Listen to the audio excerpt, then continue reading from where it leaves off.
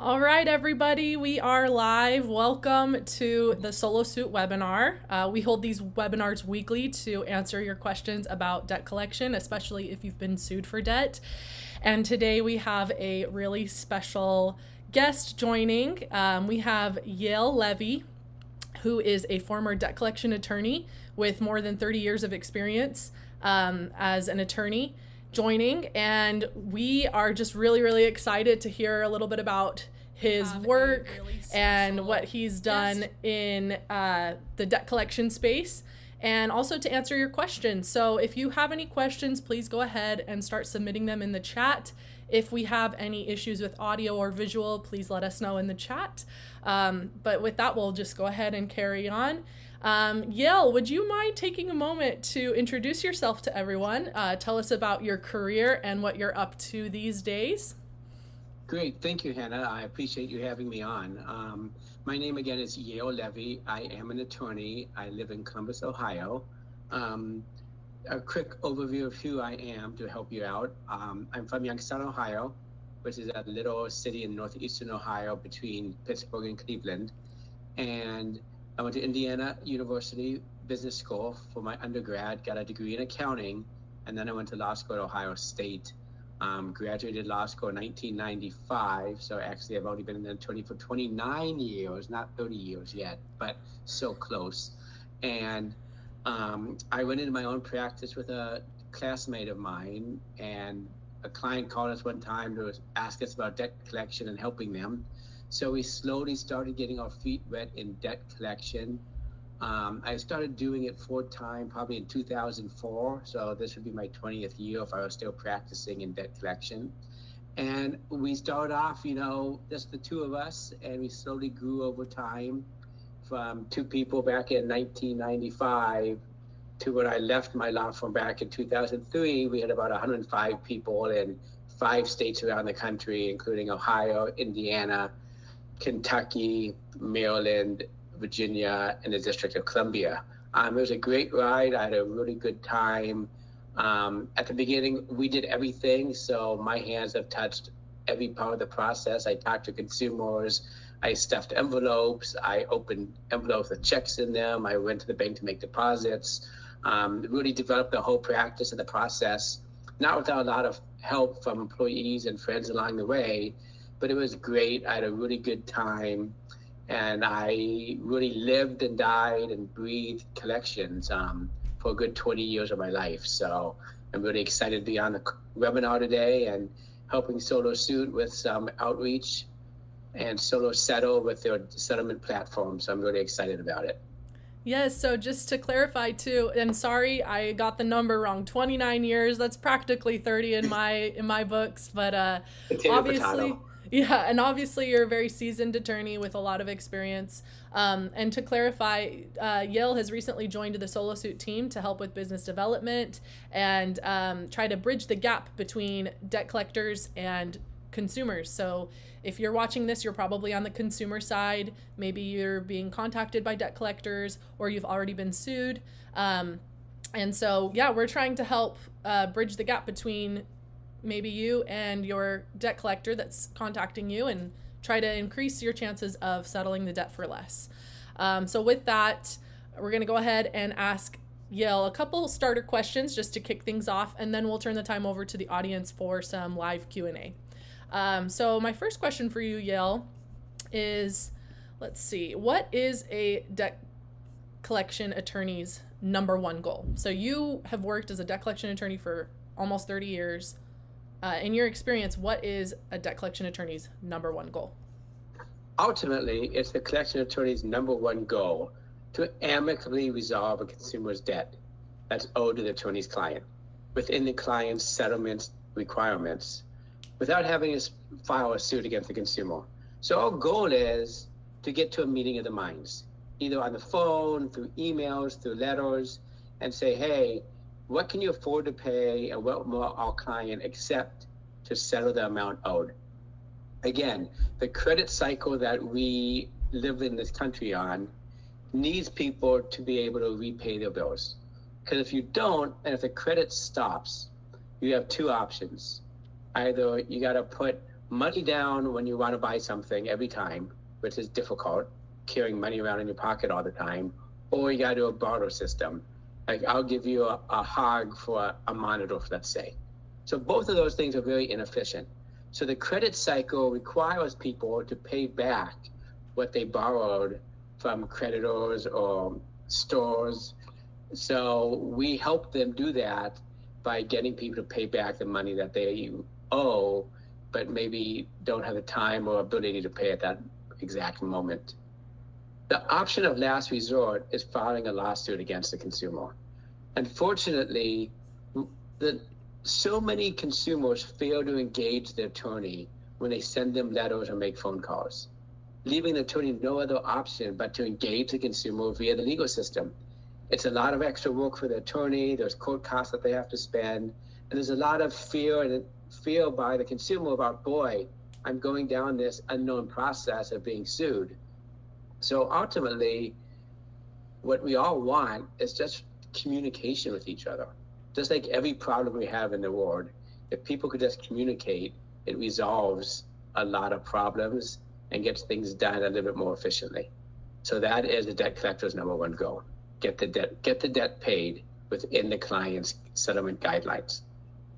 Interesting. Okay, can you tell us, we're going a little off script here, but you mentioned within the creditor's guidelines, you said ultimate goal, settle or get the money paid, but within the creditor's guidelines. So can you tell us a little bit more about like what those guidelines might look like?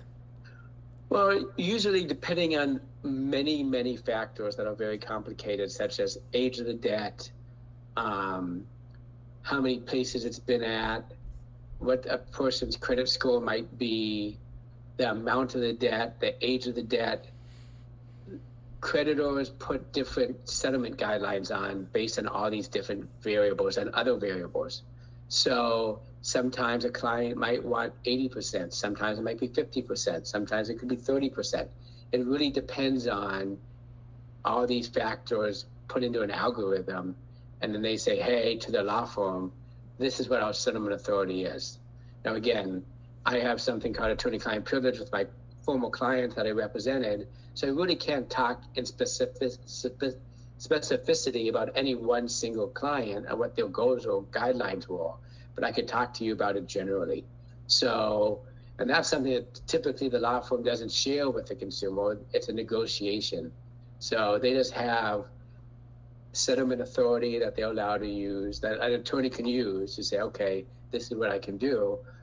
Again, always, if there's some special circumstance or a hardship, there's always the ability to go back to the client and say, hey, this is this unique circumstance that say Hannah has, and maybe can we do something different? But usually those settlement authorities are provided to the law firm, and that's what we use to try to get cases settled. Awesome. So it sounds like the creditors use an algorithm system that takes into account multiple factors about the debt, including the age of the debt and other things, and they give you, the debt collector, a guideline for the amount that they're trying to get collected, right? Correct. Awesome. Well, and then you guys, and like you said, I really like how you talked about how, you know, hardship happens, certain life events might make it hard for people to pay off their debts. So there's always still the potential wiggle room to go back to the creditor and ask them to, you know, maybe reevaluate their guidelines. So that's something I think that's really important for consumers to know. Yeah. Great. Well, let's move on then to the next question I had for you, Yale, which is how do you settle with a debt collection attorney? Great. I mean, we're kind of really building off of what I said to your first question. Most important thing is communication. So don't stick your head in the ground and hope it'll go away. If you're contacted by a debt collection attorney or a collector, you need to engage them, call them, and see what your options are.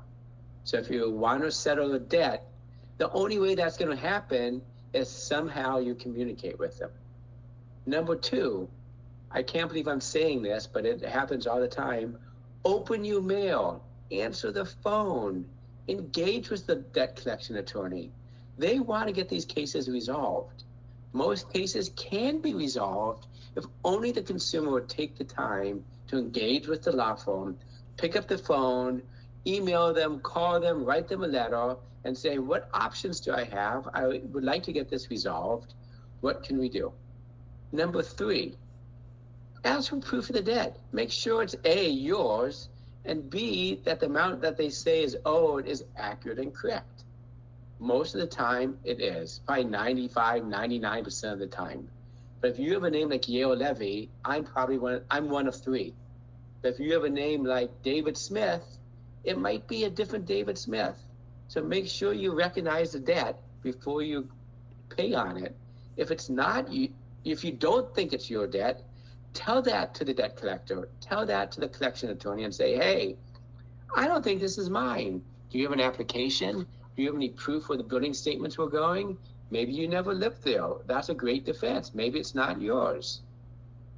Typically, however, it's important for you to understand how the creditor came up with the amount owed and for you to make sure it's accurate. If it is not your debt, or you see something that's not right, like some fees that you don't think you charged or fees that you don't think you owed, you need to tell the law firm or the debt collector that and ask them to contact their client to investigate for you. You have the right to do that under FDCPA. If there are any issues or inaccuracies, or if you believe the debt is not yours, dispute the debt by saying something immediately to the law firm. The worst thing you can do is wait. Why wait? If you get a letter in the mail or they send you a copy of the bills and you never lived at that address, call the law firm up and tell them that. Better yet, I recommend putting your dispute in writing and explain in detail what your dispute is and mail it to the law firm or send it by email so that they could go investigate. They're obligated to do that. They will do that. They have a whole department probably of people that investigate dispute claims and make sure that it is your debt. Number 4, contact the law firm that contacted you and talk to them.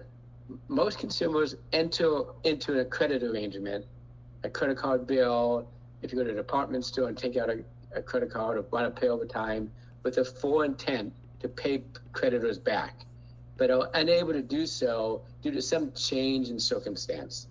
We saw loss of a job, health issue, divorce, an issue with a kid, hospitalization, death in the family, sickness. All those things are a significant, unforeseen, or unexpected change in circumstance that really push most people off the rails. Let them know that. Tell them what your change of circumstance was. Ask for a hardship if you need a hardship. Ask for time to pay. Most law firms that I worked with when I was in NCBA have programs to help you pay your debt over time. So, and most creditors do have hardship programs where they'll allow a consumer to pay, who pays a lump sum or voluntarily enters into a payment plan to pay a reduced amount in order to resolve their debt. So again, back to what I said at the very beginning of this webinar, communication. How is the creditor or the collection agency or the law firm know you're having a problem if you don't engage with them, you don't talk with them, you don't send them an email? How do they know? They just think you're trying to avoid paying the bill. For most people, that is not the case. They want to pay. They just don't know what to do, so they do nothing. They stick their head in their sand. They get sued. They still stick their head in the sand. They get the summons in the mail. They don't answer. They don't go to court, and they end up getting a default judgment. So it's so important to engage at the beginning, engage at the middle. When a lawsuit gets filed, you have a specific number of days to file an answer.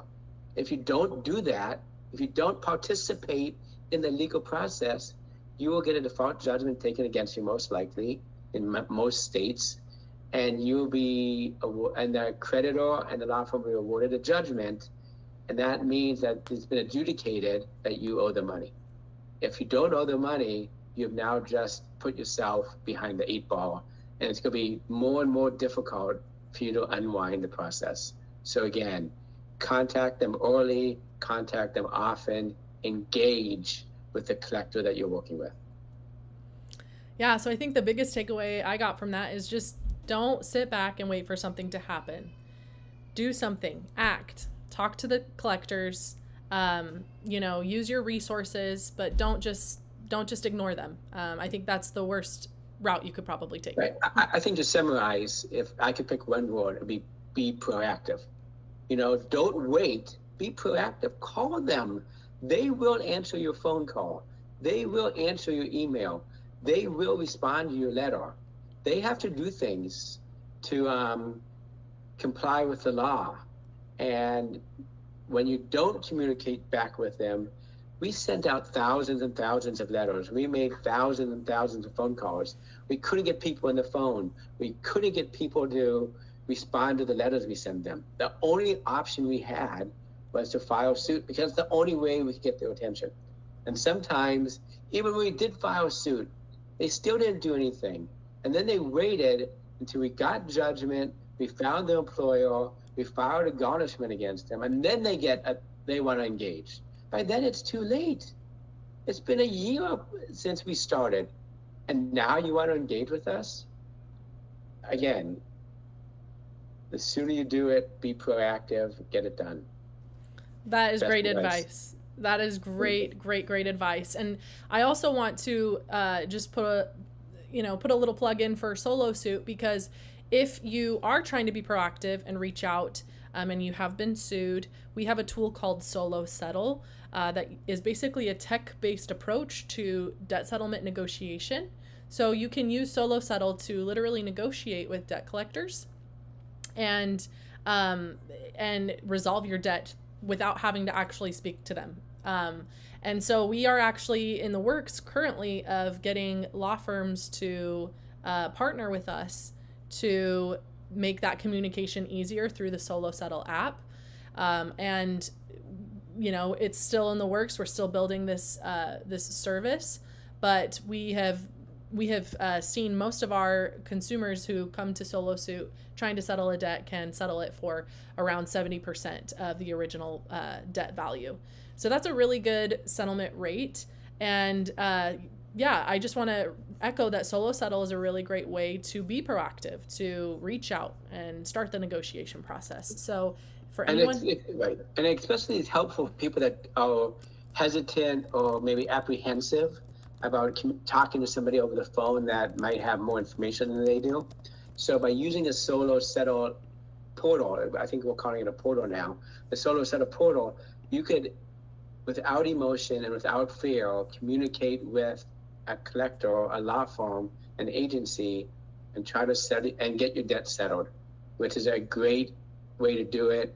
You don't have to pick up the phone. You don't have to worry about stumbling over your words or not understanding what they're saying. You can all type it and send it put it in the portal. The collector gets it, responds to it, and the portal sends you a response back saying what they want to do. It might take a couple times back and forth like playing tennis. You gotta go over the net a couple times, but negotiation is negotiation. Yes, and on the topic of negotiation, I wanted to ask one other question, Yale, and maybe we can do a little more rapid fire answer on this one so that we have time for viewers' questions. But the question is, how do you negotiate as a consumer? Like, what type of things can you say to debt collection attorneys to negotiate and maybe get yourself the best deal? Right. So again, let's start at the beginning. Once you've commenced, again, proactive. First, you have to commence communication with the law firm. And then you have to ask to review the debt to make sure it is accurate and that it's yours. Then, once you've done those two steps, you need to sit down, review your finances, and figure out what you can afford to pay. I mean, that's step number one, is you gotta take some time, look at the bills you have, look at the expenses you have coming down the pike to make sure you have some ability between your income and expenses to pay what you can afford to pay. Once you do that, contact the law firm either by calling them, sending them an email, or what I would suggest you do, use this SoloSettle platform and send them an email through the portal explaining your financial situation, your hardship that you have, and then propose either a lump sum or payment plan on a reduced amount based on what you can afford. Now again, starting at 10 cents on the dollar is going to be a very long road back and forth. I mean, again, you got to look at the age, the amount, and all these different variables. But I think you need to be reasonable if you truly owe the debt and that you need to figure out a way to get this paid back. Again, as I said previously, if you have any disputes or questions, this is the time to bring it up to the law firm. I recommend that people put their disputes in writing and either mail it or email it to the law firm so that you have it in writing. Second, be ready to negotiate. Remember, don't take the first offer the law firm offers you. And most importantly, never negotiate against yourself. What does that mean? That means don't keep going up and up and up without them coming down, down, and down. So you give them a number, you wait for them to give you a number back. If you go and just give them another number again and again, you're negotiating against yourself. So I would never do that. I would wait for them to make an offer. Or if they don't, ask them, say, hey, would you make it, maybe I'm too low, but will you make me a counter offer so we can start the process going? Usually, collectors use something called a call ladder, which guides them through the negotiation process.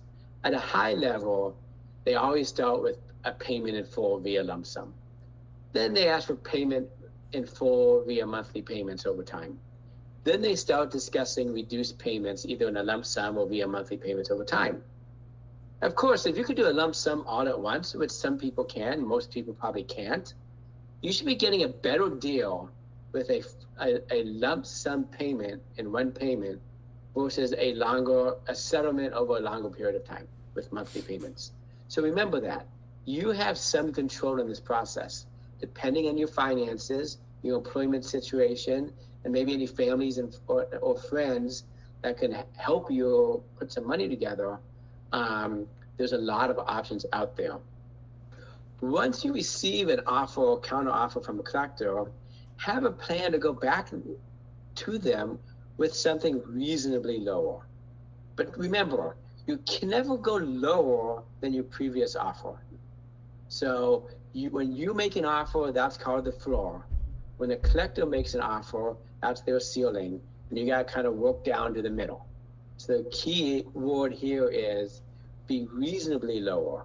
Make it something that's going to be a little bit painful for both parties to take.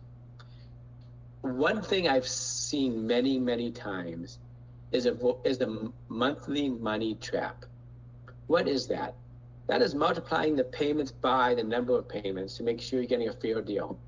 So a lot of people try to say, boy, I could afford this monthly amount, that's what I should pay. But then if you multiply it up by the number of payments, you're paying so much more than you had to pay. So it is a two-variable approach, the monthly payments and the number of payments. Make sure you're getting a good deal by reducing how much you're paying in total. And another important thing to remember is make sure you're able to pay the amount you're offering. So even if it's a lump sum or a payment plan that you're agreeing to, make sure you can afford it and that you have the money to do it. The last thing you want to do is spend all this time negotiating a deal, put it in writing, and then you default because you can't afford to pay it. When you reach an agreement with a law firm or a collector, ask them to put it in writing and send it to you by mail or email. You should review it to make sure it's accurate. And again, stand up for yourself. If it's not accurate, call the law firm or the collection agency back immediately and say, hey, this is wrong. This is not what we agreed to. Always be professional. It's not, I know it's a very emotional process when something is happening to you like this. But the collector or the lawyer is just trying to do their job. Yelling, screaming, crying, maybe makes you feel better, but it really doesn't help your process at all. And don't ever take the first offer that you get. Counter with something lower and work towards the middle. Perfect. Yeah. Well, I think that hopefully If you've asked a question on the chat, I know Yale has given some really great and extensive answers, so I think that hopefully he's responded to some of your individual questions. But we do want to take some time now to turn the time over to the audience for a live Q&A. And before we start, I just want to give a disclaimer that although Yale is an attorney, this does not constitute as legal advice because he does not represent you. This is just legal information and resources that you can decide what is best for you to do in your case. But just know that this is not legal advice. And I also just want to, before we get into the question, say if you have been sued for debt, like Yale has said multiple times, be proactive. Respond to the lawsuit, reach out to the collectors, and do what you can to resolve it so that you don't have to go through the lengthy court process, and honestly, which can be pretty costly at times too. I'm going to drop a link in the chat where you can go to SoloSuit.com to draft and file an answer to a lawsuit.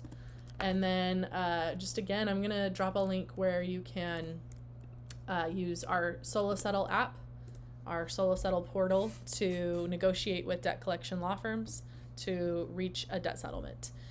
With that being said, I'm just going to ask a few questions from the chat, and here we go. So we've got Peter who said, what can be done regarding commercial debt? I have debts to credit card processing banks for negative balances due to fees and chargebacks. They're using Kane Wiener to collect. I'm assuming that's a debt collection law firm. He said, I've heard that this particular law firm will not settle for less than 50%. Is there a way to get them to take 10% over time, for example? What strategy would you use if the original debt is supposedly still owned by PaySafe? Should I and can I negotiate with PaySafe? So lots of questions in there. Yes. So, wow. So yes, I've done that type of connection before. So you had chargebacks on your credit card, and you did credit card processing, and those were created a debt because you have a negative balance. Yes, you could reach out to Kane. What was it called? Kane and Wiener or Weiner? Kane and Weiner maybe, and try to negotiate with. I would definitely call them first. Then you could call the credit card company itself and try to work out a deal. They'll probably send you back to Kane, most likely. I would call them, explain your hardship, and let them know why this happened, and maybe some explanation in detail about how you got to this point will be helpful in getting to an amicable resolution. But yes, I would truly recommend that you contact them. Do not stick your head in the sand. Do not think it's going to go away. It won't. What you need to do is reach out to them, engage them, and work on a payment plan that you can afford. Maybe you need to show them some of your income and expenses so they know what your nut is at the end of every month, and maybe hopefully you can come up to a viable plan for make both of you a little bit unhappy and a little bit happy at the same time. Perfect. Next question is from Leo. It says, hello, I've been summoned for $30,000 debt with Chase. I was recommended for bankruptcy. I have another $12,000 on another card that I'm still paying. I was wondering, is bankruptcy a good move? Well, bankruptcy is an option. It depends on what your assets look like, and it is a very unique circumstance for each person. So I would recommend making an appointment with a bankruptcy attorney, showing him your debts and your assets and what you have, and they would be able to properly advise you if negotiating with Chase and the other credit card company that you have makes more sense, or if filing bankruptcy makes sense. It is a very unique decision that has to be made at the consumer level, and you need to seek out the advice of a bankruptcy attorney. Great, yeah. We do have some resources on our blog about bankruptcy. I'll just drop a link to the blog in the chat, so you can go and find some of our resources on bankruptcy, and maybe those will help you as you try to navigate that decision. Our next question is from Tom. It says, I'm a combat veteran on VA compensation and Social Security. Can they garnish my federal benefits? Well, I'll speak generally about that since I don't know his actual circumstances. But no, VA benefits and Social Security are not garnishable in most states. Now, I practice in Ohio. That's where my license is. I don't know, what's his name again? Tom. Tom, I don't know where Tom resides in, and I should say thank you for your service in the military. We all appreciate that. But typically, those items cannot be garnished. I would suggest you reach out to legal aid to make sure that the income that you have coming in is exempt from attachment. And since you are a veteran, they should be able to help you with that pretty quickly. Yeah, and I just want to say I've done some research on Social Security and VA compensation and how that works with like wage garnishment. And I do want to say if you do see your wages being garnished, you can always file a claim of exemption, usually in your state. And basically that's just you saying to the court, hey, my wages are actually protected. And so if it does happen, definitely look into that. But Hannah, that's exactly correct. You need, again, just like with the suit stage, as I started at the beginning of this call, you need to be proactive. If you believe your income that's being garnished is exempt, which we think it is possibly, you need to tell the court that by responding to the garnishment order. Typically, like in Ohio, I don't know what state you are in again, Tom, but in Ohio, they send you a little postcard and they say, do you have any disputes or exemptions? And you fill that out and you send that back in. Sometimes they make you come into court for a hearing, but you should go to that hearing and explain to them that all your income is exempt due to Social Security and or VA benefits. You should have received some paperwork in the mail about that garnishment that explains to you your rights. Again, if you need help, I would suggest you talk to legal aid. Yes, most states have legal aid organizations. If you just Google your state and legal aid, you should be able to find resources in your area. Next question is, let's see. With Aaron, it says, I'm being sued for $10,000 in credit card debt from PCU. I filed a general denial, was ordered to a case management setting. I showed up to the court, the lawyer did not. What does that mean for me? What's your name? Aaron. Aaron. I should write this down for next time. I'll remember this better next time. Aaron, did you ask them to dismiss the case since the attorney didn't show up? I'm guessing not. Did they continue the settlement call? I mean, there's a lot of options there, so it's a pretty unique situation. What I would do is reach out to the attorney and try to communicate with them. I'm assuming it will be on the bottom of the complaint that was filed against you, or in the court notice that you received from the court. You should try to engage them and settle the case if you can. Yeah, and again, you can always use solo settle to try to engage with that attorney. Definitely. And just to clarify, he was mentioning, Yale was mentioning that the attorney's information should be on the court documents. So you should have all their information that you need to be able to reach out to them. It sounds like in this particular case, and correct me if I'm wrong, Yale, but it sounds like since the lawyer did not show up, it's a possibility for Aaron to file something like a motion to dismiss the case for lack of, appearance. Lack of appearance, right. Yeah. So you could look into that. Not saying that you should do that, because again, we can't give legal advice, but maybe look into that. Let's see. Next question. Can you be garnished for a judgment that was already granted? What happens if you can't pay? So generally speaking, since I don't know what state you're in and what's going on, but generally speaking, you cannot file a garnishment until judgment is granted. So judgment is a hurdle that needs to be obtained before you can file a garnishment. So yes, if they have judgment, they can file a garnishment against you. What was the second part of the question? It was just what happens if you can't pay? Well, then it just fails. So if they do for instance, if it's a bank attachment and you have no money in the bank, well, then they just get nothing. If it's a wage garnishment and you don't work it where they say you employed at, they just get nothing. It just goes away. Typically speaking, again, I cannot speak about specificities with respect to his case. Perfect. Let's see. Next question is from Jonathan. It says, Did a notice for alternative service and told my wife she had to take it. I was not given the order for alternate service in the packet. I did an answer via SoloSuit and now have a court date. I mentioned in the answer, but what should I do if I'm representing myself? This is Jonathan, right? Yeah, and just to clarify, it sounds like, Jonathan, you're asking for just some tips and tricks on what to do if you're representing yourself in court. Right. Well, first, before you go to court, because going to court means probably taking off work or driving someplace and going into the courthouse, I would call the attorney and say, hey, I found an answer. What can we do to settle this? Again, as I said, be proactive. So pick up the phone, call the attorney that filed the suit, and see what they can do to get the case settled. Again, if you can't get the case settled, go to court. You've got to show up at the date and time specified in the notice and talk to the guy, the person, man or woman, face to face, the attorney, and see what they want to do. So if you can't get them on the phone or they don't call you back, you have to go to court on the date and time in the notice.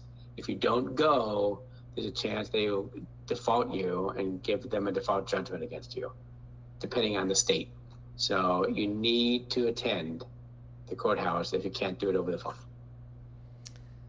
All right. Next question is from Brett. It says, what is the weakest part of bill of sale for a debt attorney to actually prove? Then it says, the plaintiff has provided a bill of sale with the signature excluded. Does that break the chain of title? Well, the first question would be, to me, do you have the full bill of sale? Sometimes they get sold multiple times. Second, you'd probably expect to see an Exhibit A attached to that bill of sale showing your specific account, that redacted showing just a specific account that is applicable to you. What's his name? This was Brett. Brett. So that'd be so you would assume you would see a spreadsheet all redacted with one line that says Brett's name, the last four of the account number, the amount owed, and some other address and other information. If it's not a complete bill of sale, you could tell the court, hey, this is not a good bill of sale. It doesn't even have my account in it. How do you know that this bill of sale goes with the suit? Again, what I would do first, hypothetically, if it was me, is I would call the attorney and say, hey, what is this? What's this for? Try to figure out what account you had and see if you can settle the account. It sounds like a debt buyer account. That means if somebody bought the debt because there's a bill of sale. So typically they settle for a little bit less than original creditor would. Awesome. And again, SoloSuit is out there to be used if you don't want to talk to the attorney directly, but would rather just communicate via the settlement portal. It's available to you to use.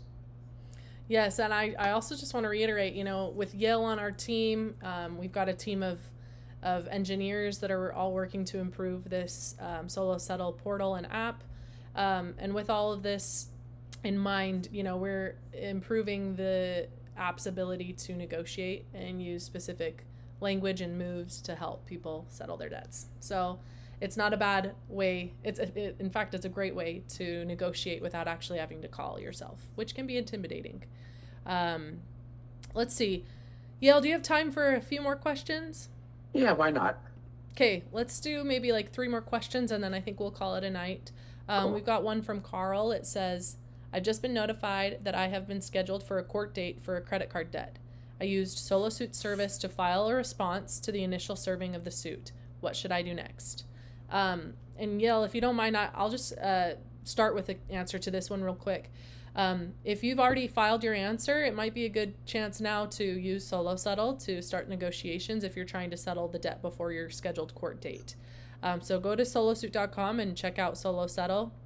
It could be a way for you to help get those negotiations started if you're trying to settle the debt before the court date. Yale, do you have anything to add for that? Yeah, number one, Carl, if you don't get it settled, go to court. If you don't go to the courthouse and go to the courtroom at the right date, the right time, at the right place, there's a chance you could have default judgment taken against you. So you started off great by filing the answer, but now you have to follow through. Second, as I've been saying for the last 40 minutes, communicate with the debt collector, call the lawyer, see if you could settle ahead of time. If you don't want to call them, use the SoloSuit portal. It's there to be used. I've demoed it a couple of times. It's pretty slick, and I think it's very helpful. So you have options, but penultimately, you need to be able to make it to that court hearing if you don't get it settled with opposing counsel sooner than the court date. Awesome. Let's see. Next question is from Anomaly Beleza. It says, stipulation judgments. I want to initiate one with my creditor, the original creditor. Okay. Sorry, there's a little bit more. It says, are those to be submitted as motions through the court or first a settlement agreement with the attorney? Right. Well, in general, I would say you probably do the paperwork with the attorney outside of court, and the attorney that you're working with to settle the case will file the documentation with the court. So I think you're on the right path there. A stipulated settlement is a document typically filed with court that both parties sign that evidences the terms of the settlement and what happens if somebody breaches that settlement, i.e. the defendant doesn't pay all the payments that they promised to pay. So it's a very important document. It could lead to a judgment in some states, depending on what state she is located in. But I think you're on the right path. I think it's great that you're proactive and you communicated with the attorney on the other side and got to a stipulated settlement. That's fantastic. The attorney should be able to do all the legwork for you. All you probably need to do is review it, make sure it's accurate and correct, and then sign it and send it back. Perfect. I think, and make sure you're able to afford to pay it. Make sure it's something you're able to afford to do. Yes, definitely don't reach a settlement if you aren't sure that you can pay it, according to the agreement. Let's see. We'll do one more question and then I think we'll call it a night. But for anyone, if we weren't able to get to your questions, please reach out to us at support@solosuit.com. We can hopefully send you in the right direction or give you resources to help answer your questions. You can also check out SoloSuit's blog, and I just dropped a link to it in the chat. Check it out if you have more specific questions. There's a lot of great resources on there with, extensive research on these topics that could help you find an answer to your specific question as well. With that being said, we'll ask one more question, Yale. This one is from, let's see. This one's from Brittany. It says, I've been sued by a debt collector. I sent a response neither accepting or denying the allegations. I am not in a position to offer a financial settlement. What should I do? Boy, that's a tough situation. Well, I would reach out to family and friends and see if you have somebody out there in your community that could help you put some money together to make an offer or solve or settle the debt. I would also respectfully suggest calling the consumers, the attorney for the creditor or the plaintiff, and explaining the hardship, explaining that she doesn't have any money, and see what options they have available with hardship. Maybe there's some hardship programs they might be able to get her into. Maybe there's a dispute or a reason why she can't pay. So again, communication is the key. Professional, non-emotional communication helps. But reaching out and communicate with them, you might get lucky. There might be an option out there that the plaintiff's attorney could offer her that could help her resolve this problem. But having no money and owing the money is kind of a sticky wicket, so to say. but you got to be creative. Can you find a relative, a family friend, somebody that could help you out of a bind, and maybe you could pay them back down the road? So you got to think about that and try to find a way to make it work.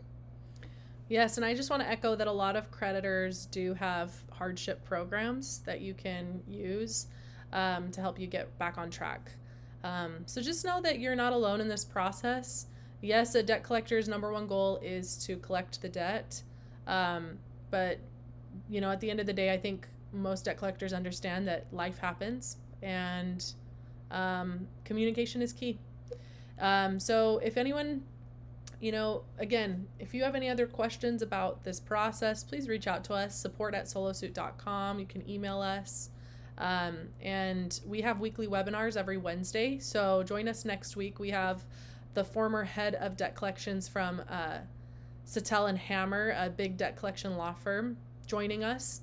And we'll probably have Yale join again in the future to just share more tips and tricks and information about how to settle debt. But yeah, just know that you're not alone. You have resources. SoloSuit is rooting for you. That's why we're building Solo Settle, to help bridge the gap again between debt collectors and consumers, to increase settlement rates and try to help it be more of a win-win situation for both parties involved. So Yale, thank you so much again for joining, for sharing your expertise, your knowledge, your insider tips. Any last words? No, thank you so much for having me, Hannah. This was great. I had a really fun time and can't wait to do it again. Okay, awesome. Well, thanks again, Yale. Thanks to everyone who joined. We'll catch you next week at our weekly webinar, and have a wonderful evening.